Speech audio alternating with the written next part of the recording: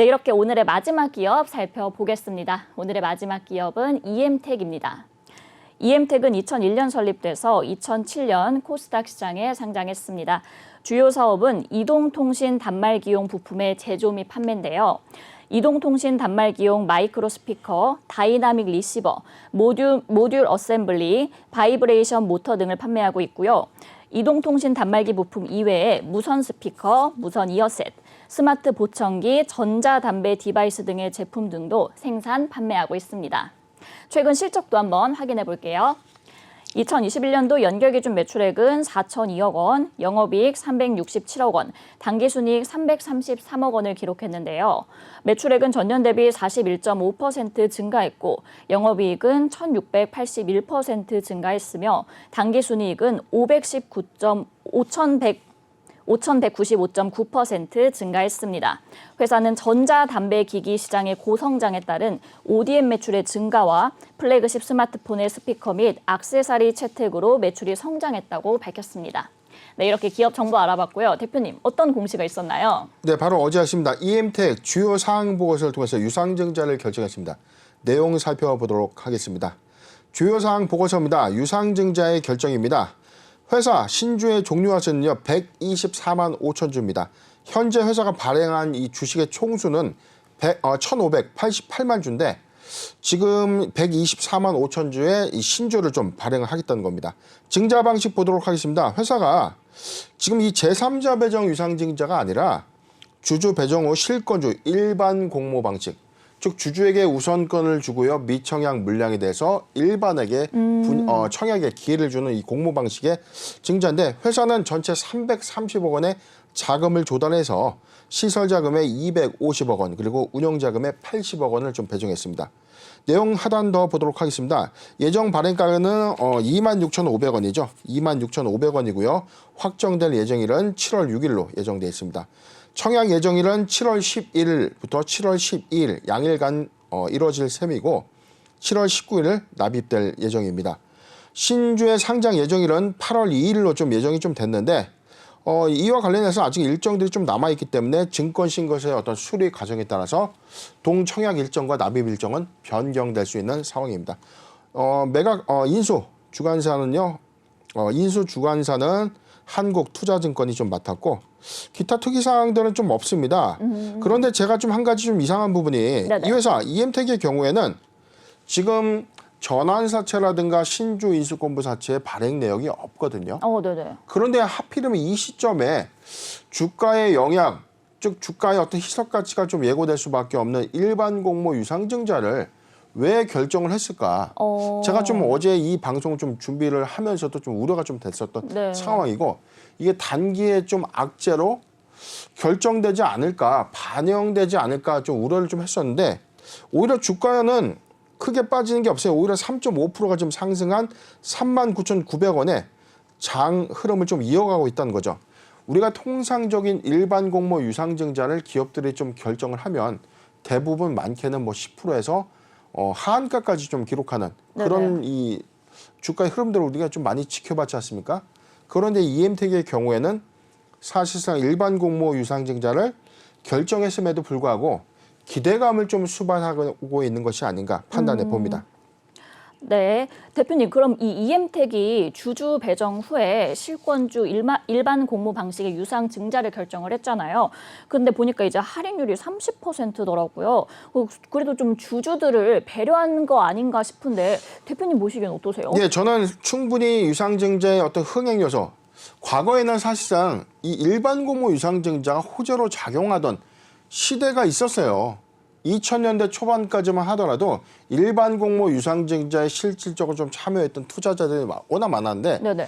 이게 사실상 일반 공모 유상증자가 신주, 새롭게 증시에 입성하는 공모주가 아닌 이상은 관심 밖의 사항으로 좀 많이 인식하게 된 배경이 오히려 공모주 청약 이후에 대규모 손실을 봤던 사례들이 많았다는 거죠. 그렇기 때문에 시장에 어떤 이 반신반의하는 그런 흐름들이 좀 있죠.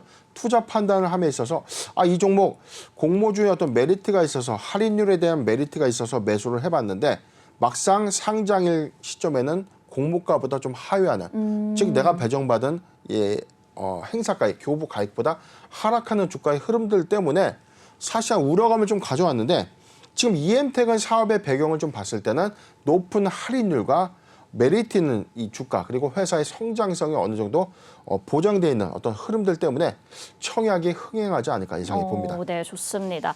그렇다면 이제 담배 시장에 대해 한번 이야기를 나눠보려고 하는데요. 이 담배 시장의 패러다임이 전자담배 중심으로 바뀔 것이다. 이러한 전망이 나오면서 EM택이 전자담배의 수혜주로 떠오르고 있는 상황이거든요. 대표님, 그렇다면 이 부분에 대한 성장 가능성은 어떻게 보실까요? 네, 지금 회사에서 좀 이야기 나온 부분, 2021년도 실적을 견해했던 부분들 중에서는 사실상 이 전자담배 사업 분야에 어떤 매출 호조가 있었어요. 네네. 그런데 이게 2022년도 4월부터 출하되는 이 출하량이 이 반영된 시점이 2분기라는 거죠.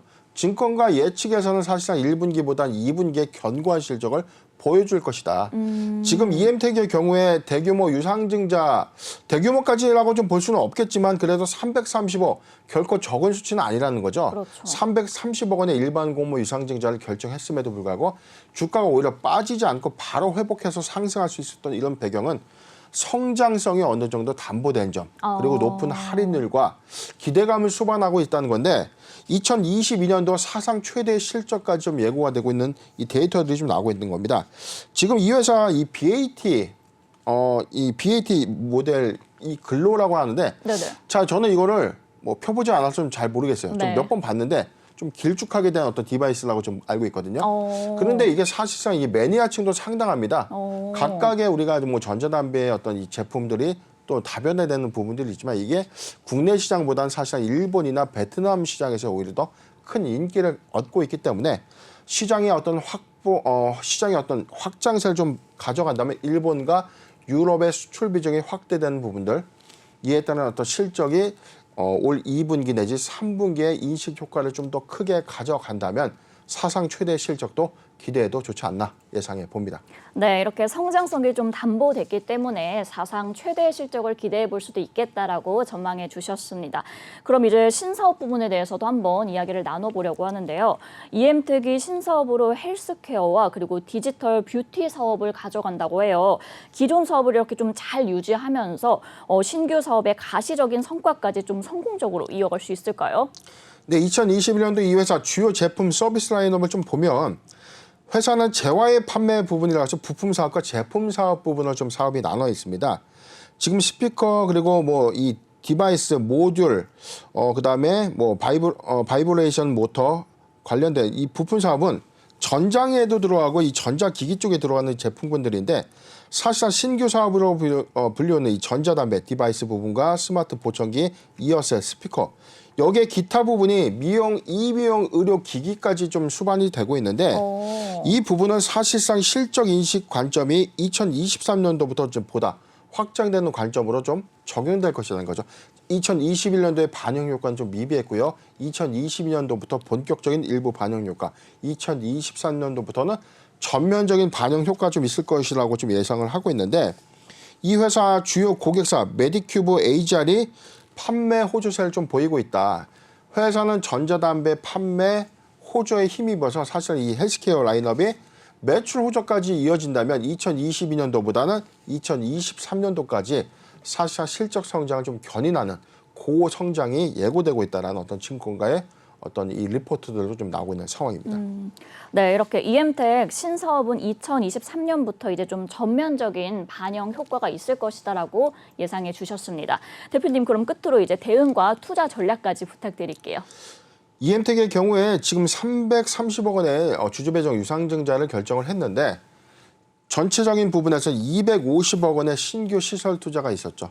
그리고 80억 원의 운영 자금인데 저는 250억 원의 신규 시설 투자가 아직 발표되지 않은 상황이 있어요. 지금 공시 내용을 보면 신규 시설 투자에 관련된 내용은 없다는 거죠. 그렇다면 지금 이 8월 달에 상장될 예정 한 번 더 하단 내용을 좀 더 보도록 하겠습니다. 네. 지금 납입일 관점에서 우리가 한번 해석을 좀 해야 되는데 전체적인 내용을 좀 더 보도록 할게요. 지금 뭐 스크롤이 조금 문제가 좀 있는데 이 납입일은 7월 19일 예정일인데 만약에 큰 변수적인 요인이 없다면 저는 증권신고서 정정 없이 갈 수도 있겠다 싶거든요. 그래서 7월 19일 날 납입일이 확정이 된다면 신규 시설 투자의 어떤 결정을 3분기부터 좀 본격화되지 않겠는가. 지금 뭐 8월 여름 휴가철을 좀 지난다면 9월부터 본격화된 신규 시설 투자에 대한 어떤 캐파가 나올 것이고 이게 사실상 신사업 관련된 헬스케어 관련된 사업 부분이지 전자담배의 어떤 디바이스의 판매 호조에 따른 신규 시설 투자의 관점인지가 아직 나와 있지는 않지만 지금 이런 부분들에 대해서는 오히려 기대감을 좀 더 가져가도 괜찮은 부분이 아닌가 판단이 됩니다. 이엠텍 우려스러울 정도의 어떤 발행 효과를 좀 가져오는 부분들은 아니에요. 발행 주식수 1,588만 주에 발행되는 주식이 124만 5천 주. 저는 전환사채나 신주 인수공부 사채가 발행되는 것이 오히려 더 좋지 않겠는가라는 어떤 아쉬움도 좀 있었지만 네네. 할인율 관점에서는 오히려 최대 주주 측에서도 분명 납입할 것으로 좀 보여지기 때문에 이엠텍 오히려 이런 효과는 서로 주주 간의 어떤 윈윈 효과를 좀 가져오는 셈이 아닌가 예상을 해보고 지금 주가적인 측면은 사실상 이 고성장에 좀 직면한 회사의 전형적인 우상향 차트를 좀 보여주고 있는 흐름이죠. 그런데 저는 지금 시점에서 오히려 성장세를 좀 더 가져갈 수 있는 요인은 항상 강조드렸던 기대감을 수반한 실적 상승 이후에 반드시 2차 상승은 실적이 따라와줘야 되는 요인이 있어야 된다라고 항상 강조를 해드렸기 때문에 지금 추세적으로는 추가적인 상승부도 저는 뭐 우려스럽진 않습니다.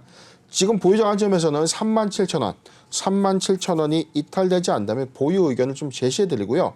한 가지 우려스러운 점은 330억 원의 유상증자 이후에 발행될 124만 5천 주, 120만 주 정도의 신주가 유통되는 시점이라면 주가 가치 희석이 좀 불가피하다라고 좀 보기 때문에 매수하기 좋은 구간에 따른 저는 이 타이밍은 이렇게 좀 보고 있습니다.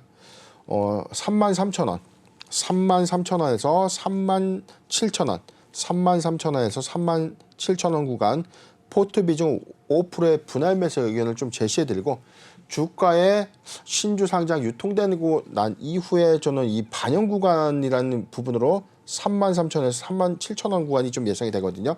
자, 이 구간이 매수 유한 구간으로 판단이 되니까 잘 참고하셨으면 좋겠습니다.